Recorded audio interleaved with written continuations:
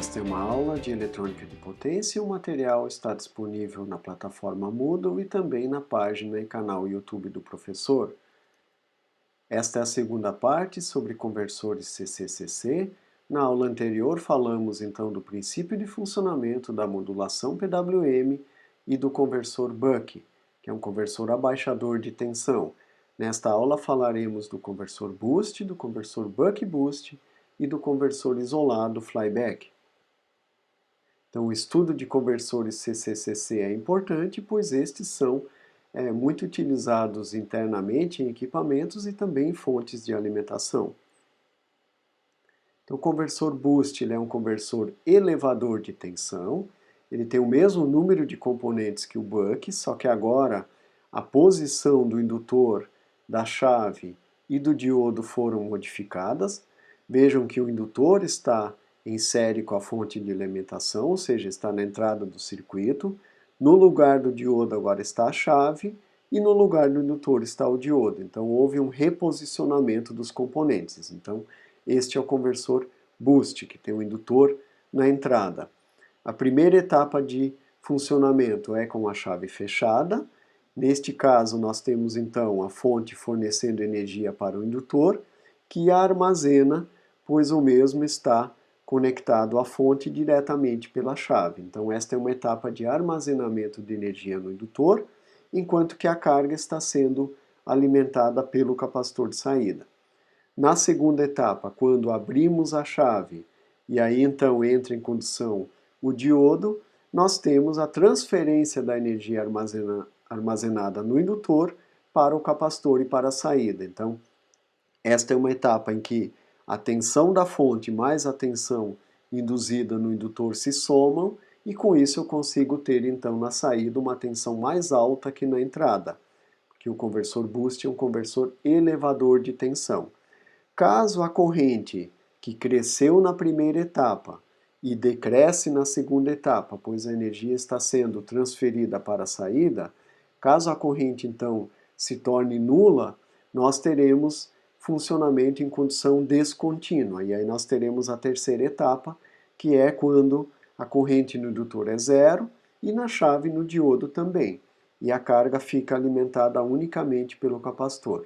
Caso a corrente no indutor crescendo na primeira etapa e decrescendo na segunda não se torne nula, então nós temos funcionamento em condição contínua, que significa então que da segunda etapa eu volto para a primeira.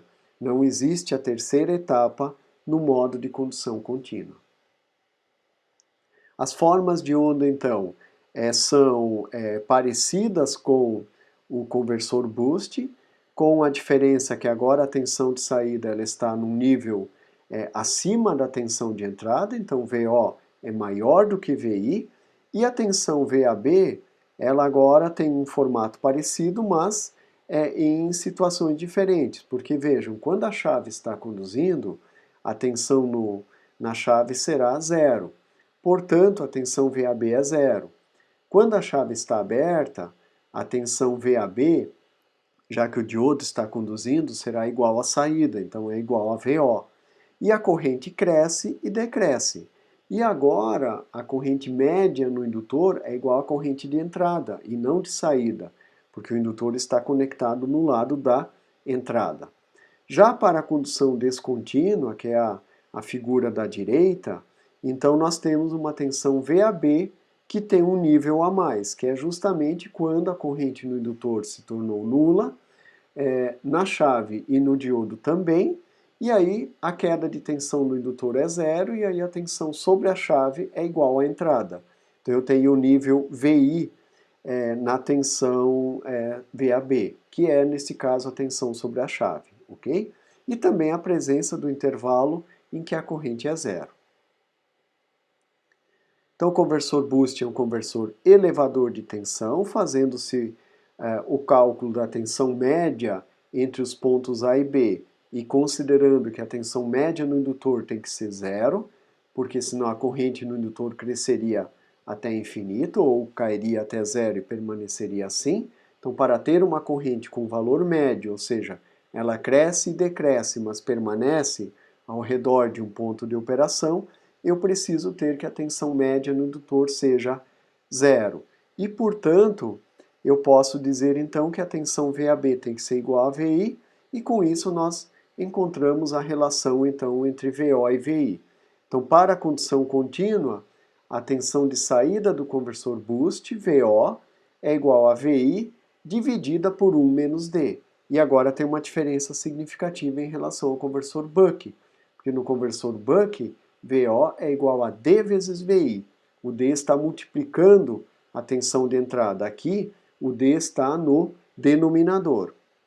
O que significa isso? Que se o D for zero, então aquele termo 1 menos 0 dará 1 e VI sobre 1 dará VI.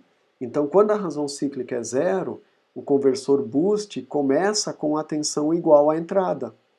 Olhando para o circuito, nós podemos perceber isso, que se a chave nunca for fechada, a tensão do capacitor vai se carregar com amplitude igual à tensão da fonte, portanto, VO será igual a VI. Já se a razão cíclica for 1, então o termo para a condição contínua será 1 menos 1, 0, VI sobre 0, infinito, então a tensão de saída tenderá a um valor muito alto, idealmente até infinito.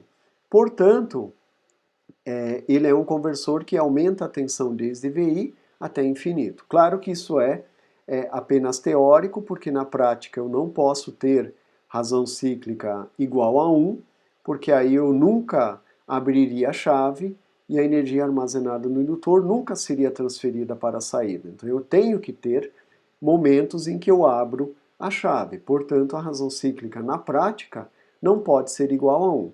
Também, se a razão cíclica fosse 1, a corrente iria até infinito. E aí não teria interruptor para funcionar adequadamente. Então, na prática, nós temos que limitar a razão cíclica com um valor abaixo de 1. Uma coisa importante é que na medida que nós chegamos próximo a 1, ou seja, a 100%, 0,8, 0,9, 0,95, a tensão cresce exponencialmente. Então a variação na tensão de saída é muito abrupta para uma variação pequena na razão cíclica. Então é um cuidado que se tem que tomar na prática com o conversor boost. Ok? Se a condição for descontínua, então nós temos a equação de baixo. Nesta equação, vejam que aparece a variável IO. IO é a corrente na carga, mas a corrente na carga é a sua tensão dividida pela resistência. Mas eu não conheço a tensão, pois eu estou a calculando.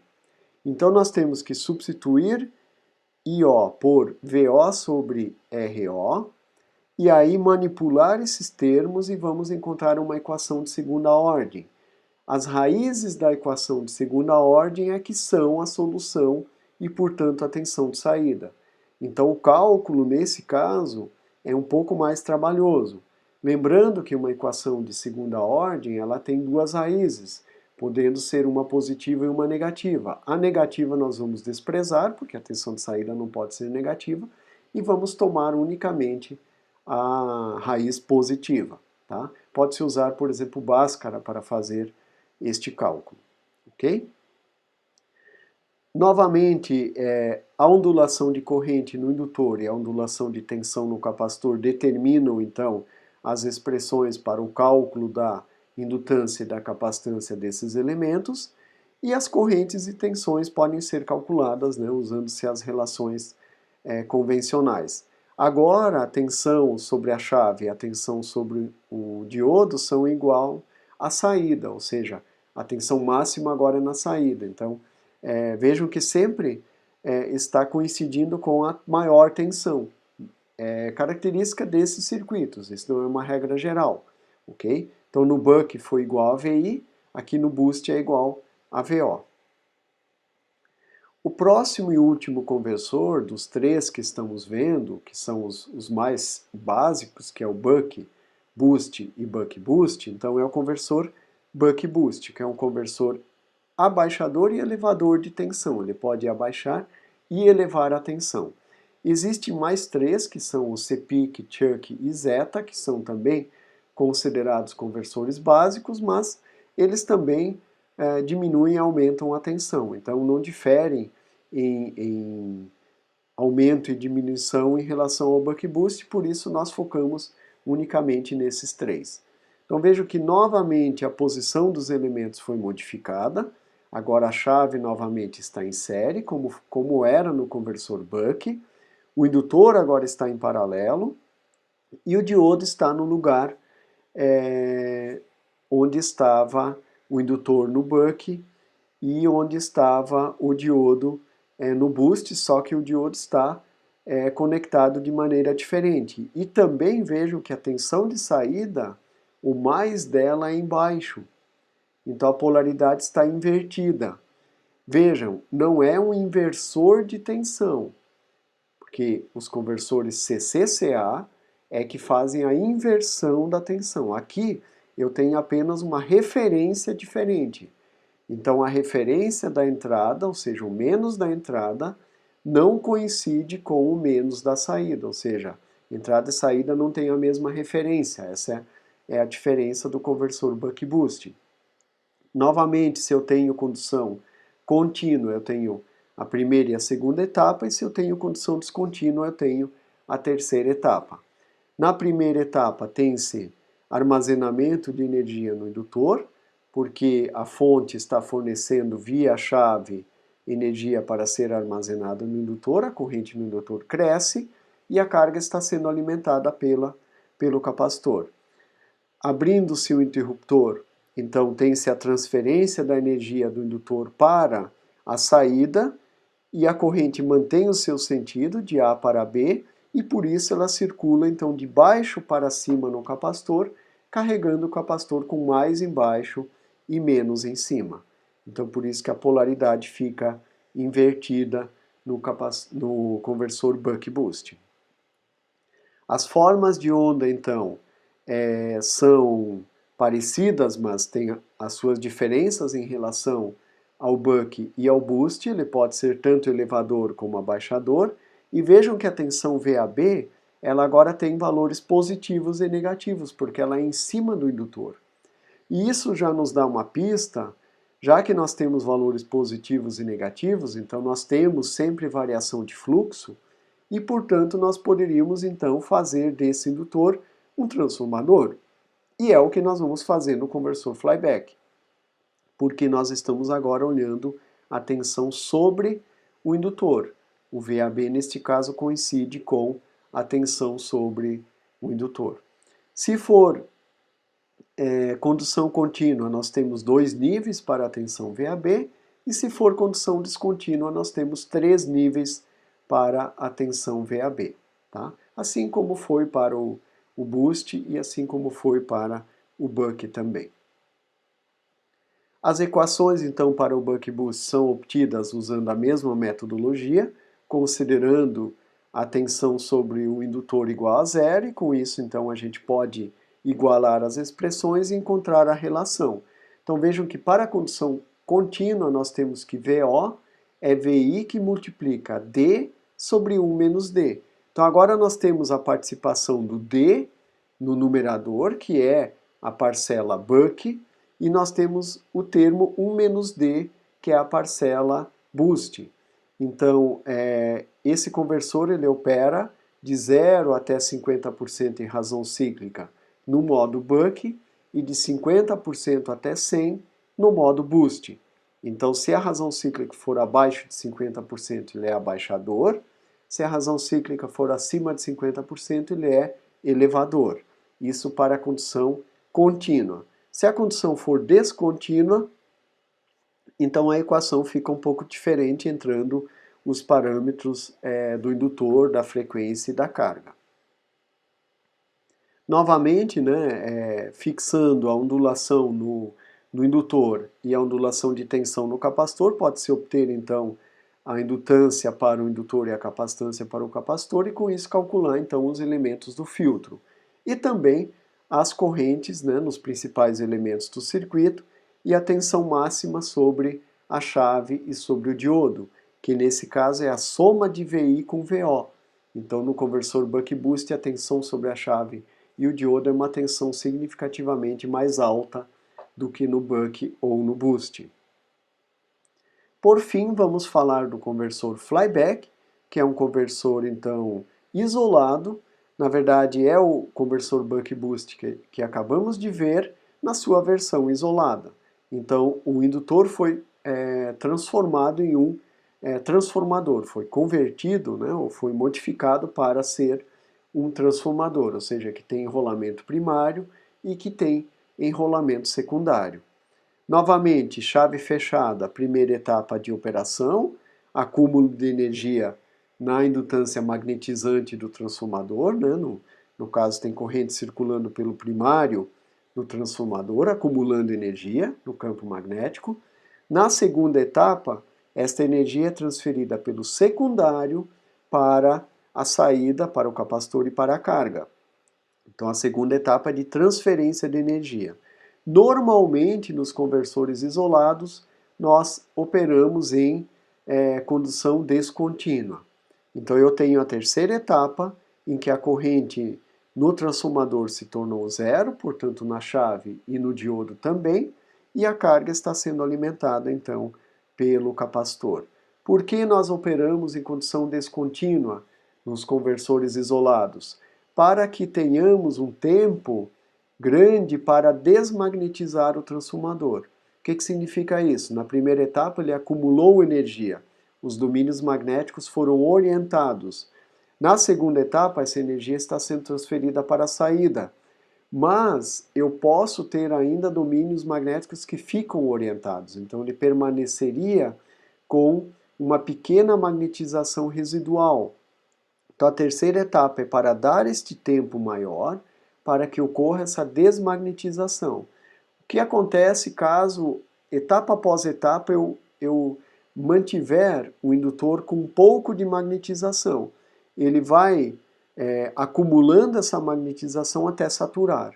E quando ele saturar, ele não opera mais como indutor e como transformador. E aí o conversor não funcionará corretamente. Então eu preciso sempre desmagnetizar ele. Magnetizo na primeira etapa, desmagnetizo na segunda e terceira, ok? As formas de onda, então, para o flyback são dadas aí. Neste caso, a corrente, então, como está operando em condição descontínua, no primário ela cresce e no secundário ela decresce, porque o secundário é a etapa em que eu estou transferindo energia para a saída. A equação da tensão de saída é igual à do conversor buck-boost com o N, que é a relação de transformação, fazendo parte então da equação. Então N é a tensão do primário dividida pela tensão do secundário, ou a relação entre o número de espiras do primário pelo secundário. Então o cálculo da tensão de saída é igual à do buck-boost, só que agora entra o N, que é a relação de transformação. Ok? Mais algumas relações aqui para a tensão máxima sobre a chave e a tensão máxima no diodo. Agora elas são diferentes porque eles estão em locais diferentes. A chave está no primário, né, na entrada do circuito, o diodo está no lado secundário, ou seja, na saída, né, do transformador e do circuito. E os principais valores para as correntes do circuito também. Então, esta é uma análise simplificada dos conversores, não é uma análise detalhada.